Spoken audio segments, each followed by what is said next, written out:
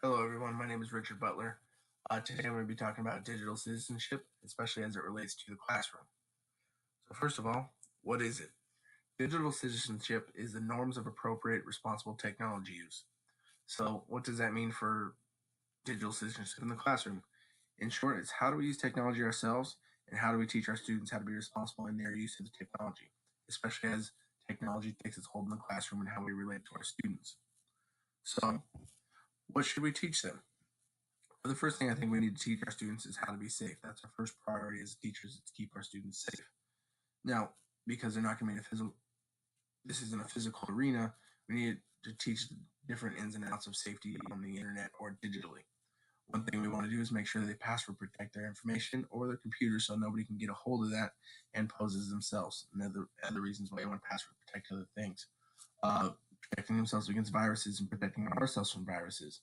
We're going to be sharing files a lot, student to student, teacher to student, either way you want to do it. We want to make sure that both ends are protected from viruses and the spreading of viruses so that we do not damage ourselves or our students with viruses on their computers. We want to keep them away from various internet scams. I think we've all been warned about the risks with identity theft and putting personal information out there. And some of the warning signs, we need to teach our students some of these warning signs and to make sure that they can avoid this.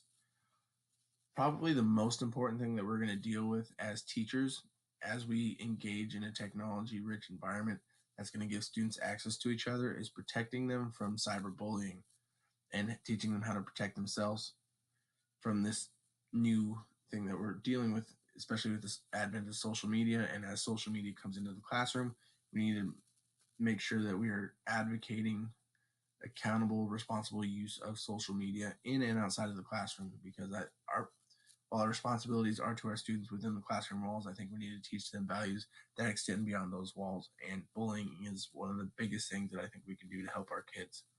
Also, we need to protect them from internet predators. Now, that could go into identity theft, or it can go into more malevolent stuff, that we've heard on Dateline and stuff like that.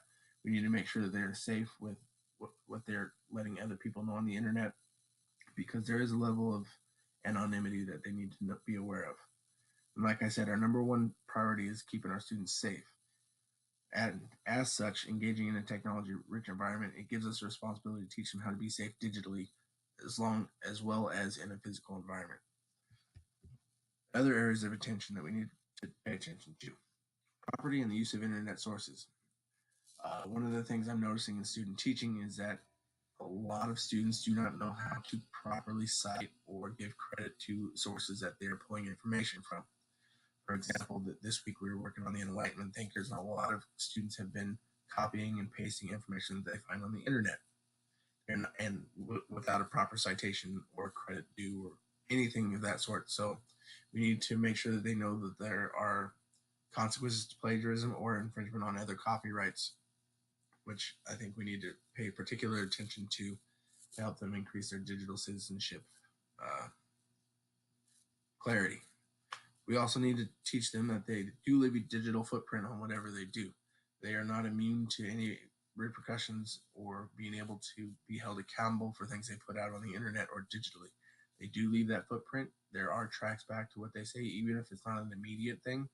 We need to make sure that they do know that there is potential in the future for them to be tracked down for what they digitally have seen or digitally have done. We also need to teach them to know their form. I think a lot of times students are blurring the lines with professional arenas and personal arenas, especially in their level of discourse.